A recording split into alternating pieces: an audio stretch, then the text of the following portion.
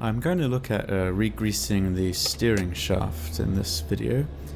Ford actually put out a technical service bulletin for this Mondeo, wherein they talk about, quote, creaking and knocking being felt or heard from the steering wheel during load changes, especially at low ambient temperatures and after short-term parking.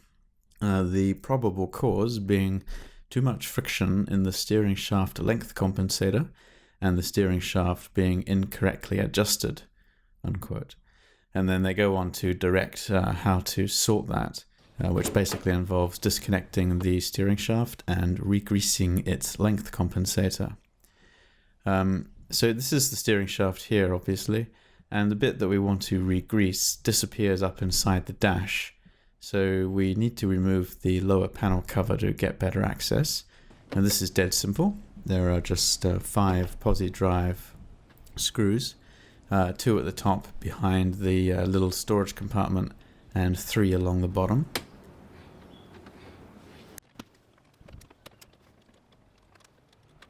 So you undo those and pull the panel directly outward and it'll come loose. As you do this, be aware that there may be some sensors or connectors on the back of this panel. For example, if your car has climate control, the cabin temperature sensor is located here. In my case, I don't have one, but you may need to disconnect something. So put that somewhere safe and we can get a better look at the steering shaft. Now, I'd put the steering centered, by the way, just in case it makes any difference.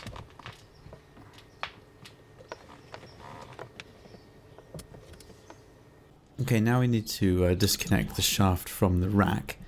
The articulated joint is clamped on using a 10mm hex head bolt, so you'll need a socket and a ratchet for that. And I suggest you don't use a open-ended spanner because I needed a fair amount of torque to undo it, and besides it would take all day without a ratchet.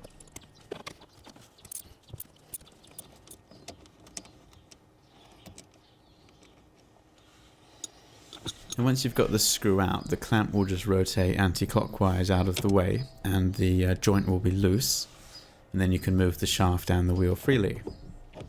Now I'll just pause here for a second and point out that the Ford TSB explicitly tells you not to move the steering wheel while it's disconnected. They say not to move it more than 90 degrees, otherwise the airbag could go off. And they also tell you not to turn the ignition on if the car has ESP. In order to prevent alteration of the turning angle sensor. So the safe thing to do would be to leave the key out of the ignition completely and let the steering wheel lock do its thing. This way you're safe and you can't turn it accidentally. And the next step is to clean out the old grease, because there should be some at least before we can replace it. So get some rags in place, and here's the length compensator. You can see how when I move it, it allows the length to move a little in response to flexing in the car. So we want to clean out all the old grease. Brake clean is ideal for doing that, so just spray it at the sliding surfaces and wipe it clean. And then move the shaft up and down and then repeat until when you wipe your finger on the smaller shaft, you don't get any old grease coming off. The surfaces should be clean. Then you leave the shaft to dry properly and get your new grease ready. Now the TSB instructs the use of silicone grease, and you'd think that most any grease would work on metal sliding surfaces, but silicone is safe for use around the rubber and the plastics that are involved and nearby. So I assume that that's the reason for this. So you should have some of this stuff anyway. It's pretty useful. Then all we're going to do is lube the shaft up by applying a liberal amount to the upper part.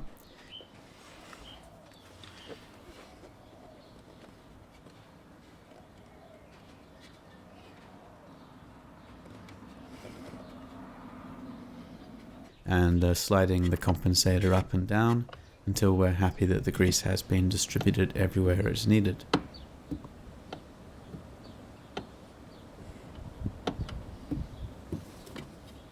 And I also added a little grease around the rubber seals around the articulating joint.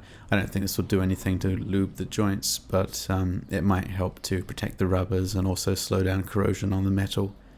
I'd be careful not to get grease anywhere near the inside of the clamp though, for obvious reasons. What I would do is clean that with a dry rag, and also the shaft that goes to the steering rack, just while we have the opportunity and they're easy to get at. Right, then you can put that clamp back into position, ready for its bolt. However, we can't do the bolt just yet.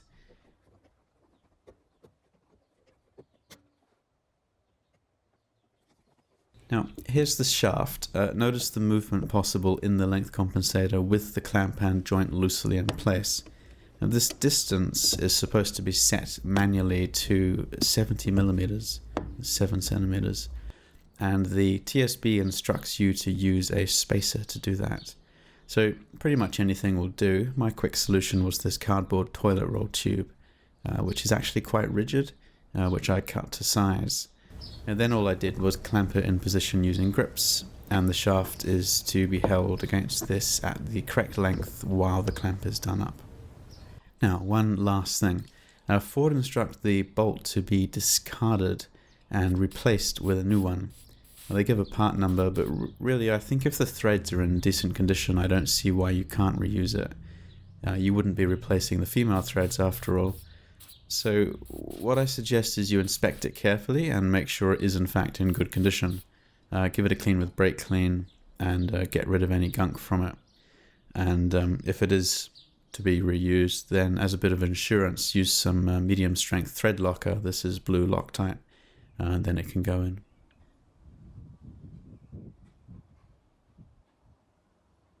So do it up finger tight and make sure the threads aren't crossed as you do this, as everything is at a bit of a weird angle. And then get the ratchet on it and tighten it up a bit so that it's holding itself in place.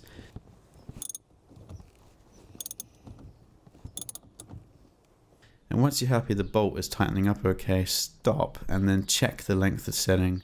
Just make sure the shaft is against the spacer at the correct 70 millimeters. Then you can go ahead and finish tightening. And finally, the torque spec for the bolt is 25 Newton meters.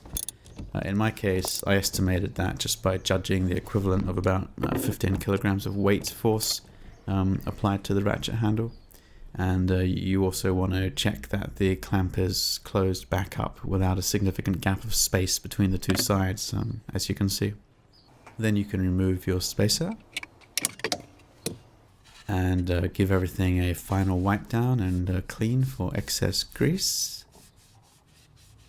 And I would start the engine now and turn the wheel lock to lock a few times while watching the clamp. And just to check that everything is working as expected and that nothing moves or gives. Obviously your steering is critical to safety, so you want to double check everything. Once you're happy, then the dash panel can go back on. And obviously that's just a reverse of taking it off. 2 screws in the top, clips in on the left hand side, and then 3 screws along the bottom. And that's it. Hopefully that's helpful. Now, even if it doesn't fix any of your symptoms, it's a good maintenance job to have done anyway. So yeah, have fun out there.